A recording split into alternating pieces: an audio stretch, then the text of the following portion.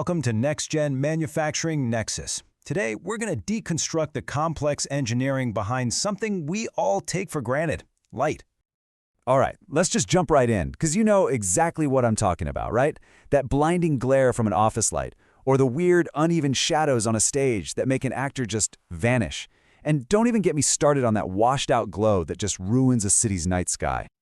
Look, this isn't just a small pet peeve. It's a fundamental engineering failure, plain and simple. When light isn't controlled with precision, it stops being a useful tool and just becomes, well, chaos. And here's the crucial point. When light isn't properly controlled, it stops being illumination, and it actually starts being pollution. So, problem number one, sky glow. You know what this is. It's all that light from street lamps, from buildings, just bleeding straight up into the atmosphere. It creates this hazy dome over cities that completely blots out the stars. It's just pure, wasted energy. And then, of course, there's glare, that painful, super distracting brightness that makes you squint, right? It's not just uncomfortable. It can be downright dangerous if you're driving. In fact, managing glare is a massive part of what lighting engineers call visual comfort. And finally, we've got spill light. It is exactly what it sounds like. It's light spilling over to where it's not needed or wanted. Think about a giant stadium light blasting into a nearby bedroom window. It's a huge nuisance, it wastes a ton of power, and it can even mess with local ecosystems. Okay, so how in the world do we fix all this? Well, the answer lies in the fundamental science of taming light itself. We're talking about optics.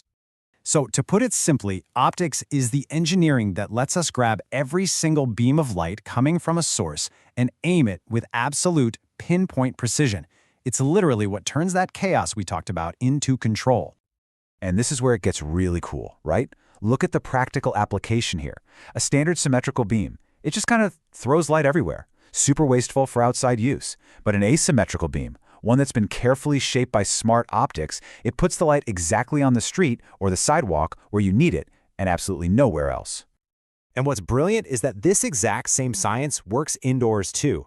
To get rid of that awful office glare, you can use optics to actually shoot some of the light upwards. It bounces off the ceiling, and what you get is this soft, balanced, and way more comfortable workspace. It's a game changer. But you know the science of optics? That's only half the story. To actually make it work, you need an advanced manufacturing and technology toolkit. So let's take a look at how that has evolved over time. And wow, has the technology evolved?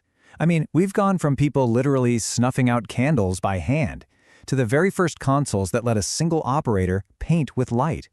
And now, we have these incredibly complex, computer-driven systems with LEDs completely taking over in just the last decade or so. The leap in manufacturing and efficiency here, it's just staggering. Think about it. Old arc lamps were total power hogs.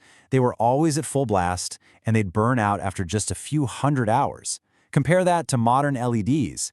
They're way more efficient, you can dim them electronically to save even more power, and they last for thousands of hours without ever needing a pricey replacement bulb. It's not even a fair fight. Honestly, today's lighting fixtures are true engineering marvels.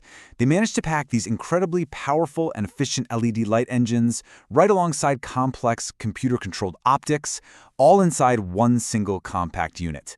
The manufacturing is just on another level. But here's the thing.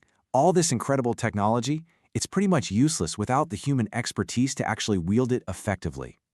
And this is exactly where the artists and technicians come in.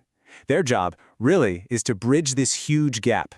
You have a client saying something vague like, make it feel more dramatic, and they have to translate that into the super complex technical execution needed to actually create that specific look and feel.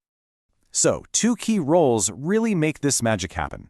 First, you've got the lighting designer. They're the artist, the one with the vision for how it should all look and feel. Then you have the programmer. This is the technician who sits at that massive console and meticulously translates that vision into thousands of precise commands, literally, button by button, cue by cue.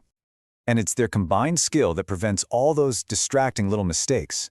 They work to eliminate what the pros call shafts of darkness, making absolutely sure that as an actor moves across the stage, their face stays perfectly and consistently lit, without ever dipping into some jarring, ugly shadow.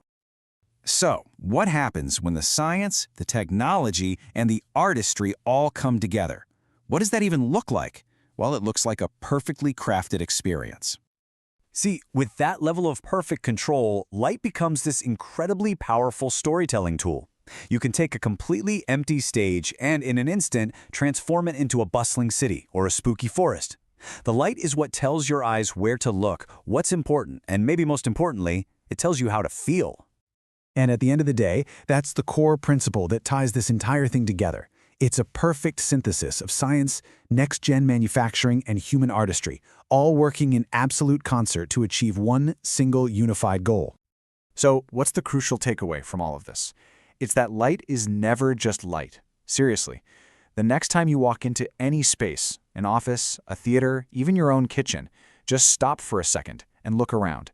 The light you're seeing is a deliberately engineered experience. It was designed to shape not just what you see, but also how you feel.